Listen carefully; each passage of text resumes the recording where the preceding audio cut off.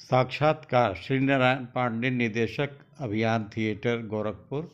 दैनिक एक जागरण साधारण व्यक्ति का और थिएटर के फील्ड में आकर के जैसा कि अभी आपने बताया कि हमारे यहाँ के student national school of drama और FTII में गए हैं, तो हमें कहते हुए गर्व हो रहा है कि 2016 के पहले गोरखपुर से परमानेंट यहाँ रह करके प्रशिक्षण लेकर के कोई भी लड़का NSD या FTII नहीं पहुंच पाया। और मुझे कहते हुए बहुत खुशी हो रही है और गोरखपुर के बारे में बताते हुए कि गोरखपुर या पूर्वांचल में कितनी प्रतिभा है कि आज यहाँ से इतने सिलेक्शन हुए हैं कि पूरे भारतवर्ष में आज तक इतना सिलेक्शन नहीं हुआ। आजादी के बाद से लेकर के आज तक इतना सिलेक्शन नहीं हुआ। तो यह बिल्कुल आपने ठीक बताया और ये हमें बड़ा अच्छा लग रहा है। अच्छा लगने की बात है, क्योंकि इन सारी बातों के गवाह हम लोग हैं पिछले 40 सालों से कि वाकई NSD या FTI में कोई स्टूडेंट यहाँ से नहीं गया। आप लोग की मेहनत उसके पीछे है। पांडे जी एक डायरेक्टर के साथ साथ बहुत बेहतरीन मैनेजर है, क्योंकि जो राष्ट्रीय स्तर की प्रतियोगिताएं या फेस्टिवल्स पांडे जी ने कराए हैं वो अब से पहले गोरखपुर में यदा कदा ही शायद देखने को मिले होंगे। आप लोग ने खुद ही देखा होगा। और अभी NSD ने भी आपको संयोजक बना दिया। आपकी जो मैनेजरशिप है बहुत ही खूबसूरत है, बहुत ही मेहनत करते हैं आप। थैंक यू, आपको बधाई देते हैं इस बात के लिए। इतना भी ज्यादा सच नहीं बोलता हूं, लेकिन फिर भी कि जो सरकारी कार्यक्रम होते हैं, सरकारी लाभ होते हैं, वो परिक्रमा से ही मिलते हैं। अभी देखिए पिछले, हालांकि अब आप पूछ रहे हैं तो मैं बता रहा हूं, आज तक मैंने कभी ये बताया नहीं है। पिछले 2 वर्षों से जैसे पूरे देश में सब लोग जान रहे हैं, जैसा कि भारत रंग महोत्सव हुआ तो NSD के डायरेक्टर ने ही कहा पूरे उत्तर प्रदेश और बिहार मिला करके केवल यहां हुआ और मुझे जिम्मेदारी उसकी दी गई। तो पूरे देश में लोग कह रहे हैं कि जो गोरखपुर में काम, क्योंकि बाहर में जब बात होती है तो वहां गोरखपुर की बात होती है, वहां अभियान थिएटर की बात नहीं होती है।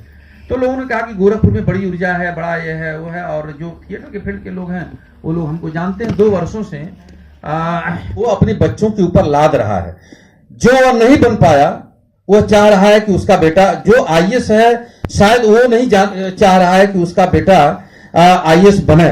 लेकिन अधिकतर ऐसे लोग जिन्होंने अपने जीवन में फ्लॉप रहा है, जिसने मेडिकल की तैयारी की, मेडिकल वो डॉक्टर नहीं बन पाया, जिसने IIT की तैयारी की और वो फ्लॉप रहा, बहुत सारे ऐसे लोग हैं जो उनके अपने सपने पूरे नहीं हो पाए हैं, वो अपने बच्चों के ऊपर लोग लादना चाहते हैं, वो उनके साथ क्राइम कर रहे हैं। ऐसे गार्जियन अपने बच्चों के साथ क्राइम कर रहे हैं, वो जी नहीं पा रहे हैं, वो बच्चे डिप्रेशन के शिकार हो रहे हैं। हम लोग देखते हैं, हम तो चूंकि खुद थिएटर का प्रशिक्षण दे रहे हैं, हमारे पास ऐसे बच्चे आते हैं जिन्होंने B.Tech कर लिया है, B.Tech करने के बाद 2 साल नौकरी की, MBA किया, 2 साल नौकरी की, और उसके बाद वो रिजाइन दे करके आ रहे हैं।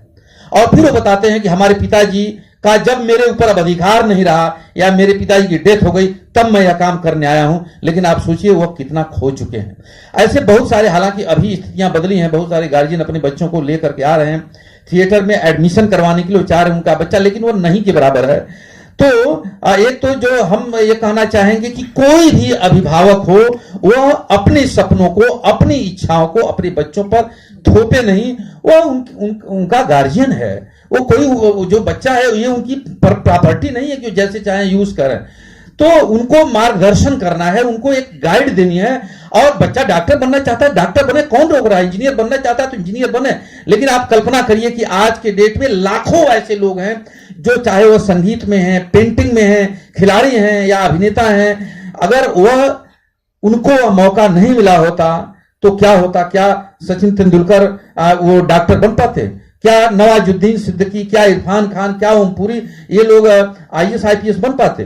तो जो जिसकी जिस फील्ड में रुचि है वो वहां जाए, काम करे। रह गई बात वर्तमान में क्या संभावना है, सर वर्तमान में इतनी संभावना है जिसकी कोई सीमा नहीं है, लोग जान नहीं पा रहे हैं। आज के डेट में पूरे देश में सबसे ज्यादा रोजगार है, एक मैं सर्वे पढ़ रहा था तो रेलवे में दे रहा था, लेकिन दूसरे नंबर पर जो सर्वे में पढ़ रहा था सबसे ज्यादा रोजगार है फिल्म उद्योग में। जब फिल्म उद्योग की मैं बात कर रहा हूं तो फिल्म और थिएटर सब दोनों एक सब दूसरे से जुड़े हुए हैं। एक जो फिल्में बनती हैं उस फिल्मों में कई हजार लोग काम करते हैं, जब वो रिलीज होती है, जब वो टॉकीज में आती है वहां पर भी कोई टिकट बेचने वाला है, कोई चाय बेचने वाला है, कोई साइकिल स्टैंड में है, तो वो सब भी इसी से जुड़ा हुआ है। और इसके अलावा अभी मैं पढ़ रहा था, आसाम का जो थिएटर है, आसाम के थिएटर में एक कलाकार थिएटर से 10 लाख रुपए, 10 लाख से लेकर 12 लाख रुपए सालाना पाता है। आसाम में घुमंतु थिएटर है, आप सभी लोग पढ़ेंगे, तो 10 लाख 12 लाख रुपया ईयरली पाता है। करोड़ों रुपए वहां पर प्रोजेक्ट होते हैं। आप गूगल पे सब लोग सर्च करिए कि आसाम की क्या स्थिति है। दिल्ली में कमर्शियल थिएटर है, मुंबई में कमर्शियल थिएटर है, बंगाल में कमर्शियल थिएटर है। हाँ, यह जरूर है कि हिंदी बेल्ट में स्थिति बहुत कमजोर है, लेकिन मैं भी थिएटर करता हूं और बहुत शान से लोगों को बताता हूं कि मैं थिएटर करता हूं, और ऊपरी कमाई तो कोई नहीं है, लेकिन हम गोरखपुर में रह करके 1.5 से 2 लाख रुपया थिएटर से निकालते हैं, तो ये तो आप नहीं कह सकते हैं। और ये अभी शुरुआत है, जब मैं एक्सपेरिमेंट कर रहा हूं, अभी एक तरीके से हम एक्सपेरिमेंट कर रहे हैं।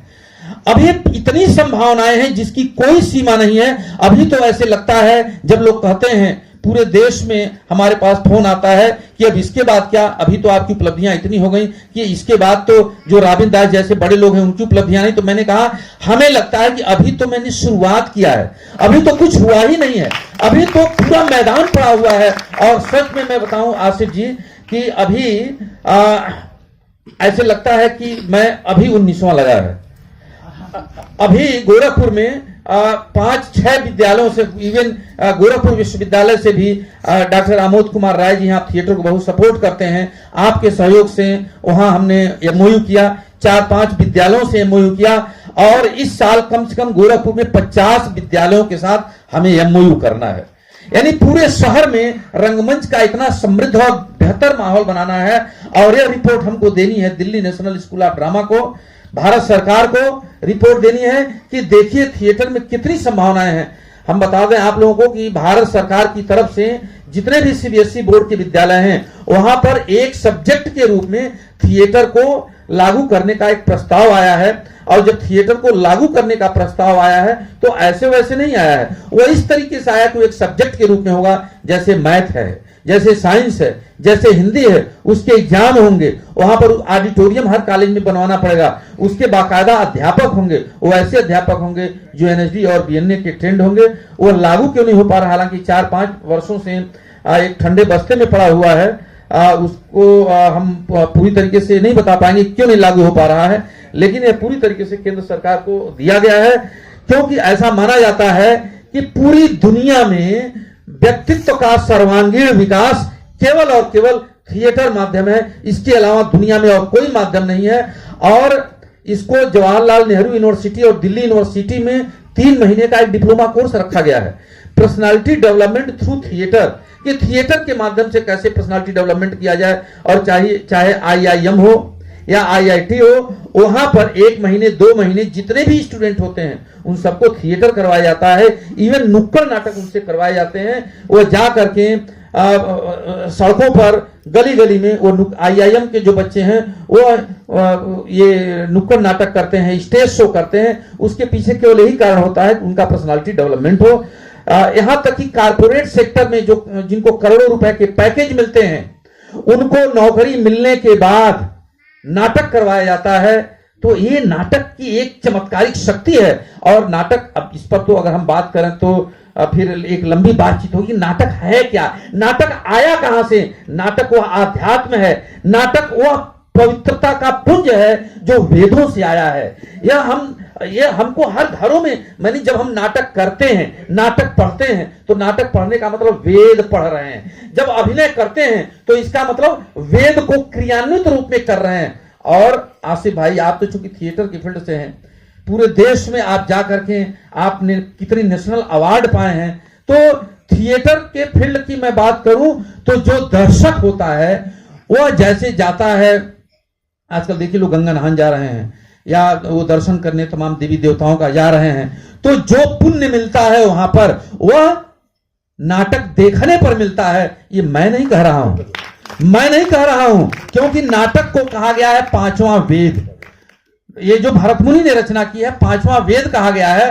अब पांचवां वेद जो नाटक में क्या क्या चीज है, जो चारों वेदों से लिया गया, ऋग्वेद, सामवेद, यजुर्वेद, अथर्ववेद, यह हुआ कि वेद हर आदमी नहीं पढ़ पाएगा। वेद तो लोग देख भी नहीं रहे हैं, किसी के घर में भी नहीं है, तो अगर देख भी लिए तो पवित्रता हो जाती है। तो ऋग्वेद से हमने उस नाटक में डायलॉग लिए हैं, सामवेद से हमने गायन लिया है, यजुर्वेद से हमने अभिनय लिया है और अथर्ववेद से रस लिया है। ये चारों जब हम मिलाते हैं तब पांचवा वेद बनता है। और जब हम मंच पर कर रहे होते हैं तो जो दर्शक देख रहा होता है वो वेद को पी रहा होता है। ये होता है नाटक। लेकिन ये और यही चीज हमें बताना है। अब यह है कि नहीं तो सरकार तो कुछ नहीं कर रही है, तो सांसद महोदय नहीं कर रहे हैं। अरे सांसद महोदय नहीं कर रहे हैं, विधायक नहीं कर रहे हैं, मंत्री नहीं कर रहे हैं, सरकार नहीं कर रही है। हमें इस शहर ने, हम जिस भी शहर में हैं, इस वातावरण ने हमें इस लायक बनाया, इतने बड़े हो गए और अब उसके बाद हम दूसरों पर ठेलते हैं। तो हमें मानते हैं कि हमारी जिम्मेदारी है, हम रंगकर्मियों की जिम्मेदारी है और यह हमारी बात दैनिक जागरण के माध्यम से जाएगी। और हमारा अपना संकल्प है कि हम विद्यालयों के माध्यम से और शहर के माध्यम से पूरे देश में जिस तरीके से आसाम, बंगाल और दिल्ली और गुजरात का थिएटर है, उस तरीके से यहाँ भी समृद्ध करने की कोशिश करेंगे। ढेर सारी संभावनाएं हैं। बहुत अच्छा कहा आपने कि संभावनाएं हैं। करियर के बारे में हम बात कर रहे थे। पांडे जी, थिएटर के बारे में आपने इतनी बातें बताई लोगों को, एक सवाल उठता है थिएटर से संबंधित कि आज अगर संस्कृति विभाग का कोई कार्यक्रम होता है तो गोरखपुर से 10 टीमें जाती हैं। कुंभ का कार्यक्रम था, 20-25 टीमें गई होंगी। रेगुलर थिएटर में सिर्फ 2 ही टीम क्यों दिखाती हैं? 2-3 टीमें, वो 20-25 फिर कहाँ चली जाती हैं पूरे साल? मैं बुरा मत मानिएगा अगर कोई हो तो, मैं एकदम खुला सवाल पूछ रहा हूँ, ये थिएटर से संबंधित सवाल है। मैं एक बार साइड देख रहा था, लेकिन फिर भी हम ये कह सकते हैं कि कहना पड़ेगा क्या कि जो सरकारी कार्यक्रम होते हैं, सरकारी लाभ होते हैं, वो परिक्रमा से ही मिलते हैं। अभी देखिए पिछले, हालांकि अब आप पूछ रहे हैं तो मैं बता रहा हूं, आज तक मैंने कभी ये बताया नहीं है। पिछले 2 वर्षों से जैसे पूरे देश में सब लोग जान रहे हैं, जैसा कि भारत रंग महोत्सव हुआ तो एनएसडी के डायरेक्टर ने ही कहा पूरे उत्तर प्रदेश और बिहार मिला करके केवल यहाँ हुआ और मुझे जिम्मेदारी उसकी दी गई। तो पूरे देश में लोग कह रहे हैं कि जो गोरखपुर में काम, क्योंकि बाहर में जब बात होती है तो वहाँ गोरखपुर की बात होती है, वहाँ अभियान थिएटर की बात नहीं होती है। तो लोगों ने कहा कि गोरखपुर में बड़ी ऊर्जा है, बड़ा ये है वो है, और जो थिएटर के फील्ड के लोग हैं वो लोग हमको जानते हैं। 2 वर्षों से लखनऊ दिल्ली की परिक्रमा कर नहीं पाते हैं, तो इस नाते वो हमेशा से ऐसा होता रहा है, पहले से भी ऐसा होता रहा है, अब भी ऐसा होता है, आगे भी ऐसा होता रहेगा। या तो आप काम करिए और नहीं तो फिर सरकार के चक्कर में वो परिक्रमा लगाइए और उससे, लेकिन अगर आप काम करेंगे तो जनता के बीच में आपका प्रेम बना रहेगा और पूरा शहर आपको जानेगा, पूरा देश जानेगा कि सच क्या है। लोग तो जानते ही हैं, लोगों से सच को छिपाया नहीं जा सकता है। अब इससे ज्यादा मैं कुछ नहीं कहना चाहता हूँ और खाना ठीक